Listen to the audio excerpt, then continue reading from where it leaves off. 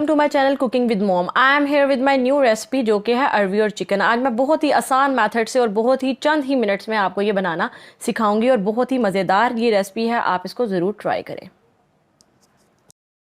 बिस्मिल्लाहिर्रहमानिर्रहीम। तो स्टार्ट करते हैं हम अपनी आज की रेसिपी। सबसे पहले आपने एक कढ़ाई या पैन लेना है, उसमें 1 कप ऑयल ऐड कर देना, उसको गर्म होने के लिए छोड़ देंगे। ऑयल अच्छे से गर्म हो गया और अब हम इसमें ऐड कर देंगे अरवी जो कि 1 kg है और मैंने अरवी को आधा घंटा पहले ही नमक लगा कर रख दिया था और अच्छे से वॉश कर लिया है।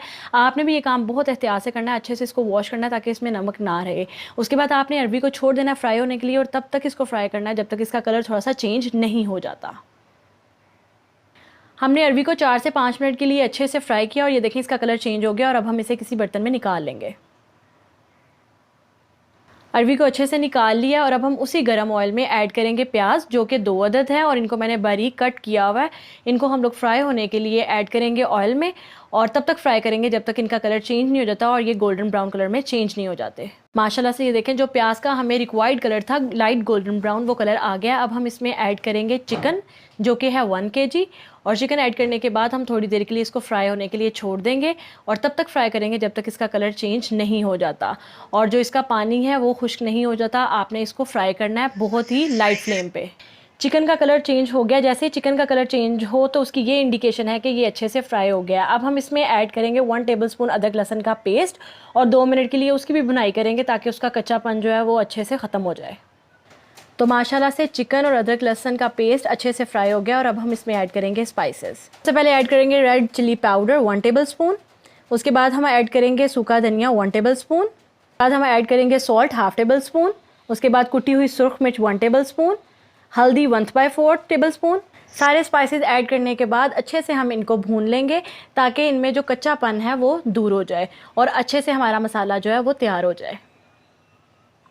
माशाल्लाह से बहुत ही अच्छी खुशबू आ रही है और मसाले और चिकन की अच्छे से भुनाई हो गई है। इसकी भुनाई करने के बाद अब हम इसमें ऐड करेंगे टमाटर जो कि मैंने 2 अदद लिए हैं और उनको अच्छे से बारीक कट कर लिया है।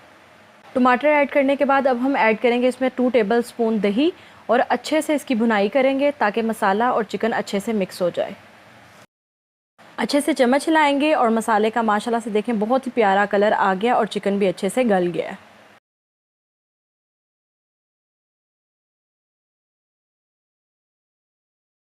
माशाल्लाह से मसाले ने अच्छे से ऑयल छोड़ दिया और अब हम इसमें ऐड करेंगे अरवी। अरवी को मैंने पहले ही नमक लगा के थोड़ी देर के लिए रखा था और उसके बाद अच्छे से वॉश करके फ्राई कर लिया। अच्छे से चम्मच हिलाएंगे। चम्मच हिलाने के बाद आपने 1.5 से 2 गिलास पानी ऐड करना है। ये ऑप्शनल है, अगर आप चाहें तो ऐड कर सकते हैं, अगर नहीं चाहते तो कोई मसला नहीं है। ये हम लोगों ने इसलिए ये पानी ऐड किया है ताकि इसकी ग्रेवी अच्छे से बन जाए। पानी ऐड करने के बाद आप 5 मिनट के लिए इसको ढक के पकाएंगे। 5 से 7 मिनट ढक के पकाने के बाद माशाल्लाह से ये देखें कितने अच्छे से पानी जो है वो पक रहा है और अरवी भी बहुत अच्छे तरीके से गल चुकी है। इसको चेक करने का ये तरीका है कि आपने इसको चम्मच में लेना है और कट करके इस तरह से आपने देखना है। अगर तो ये इजीली कट हो जाए इसका मतलब है ये गल चुकी है और ये तैयार है।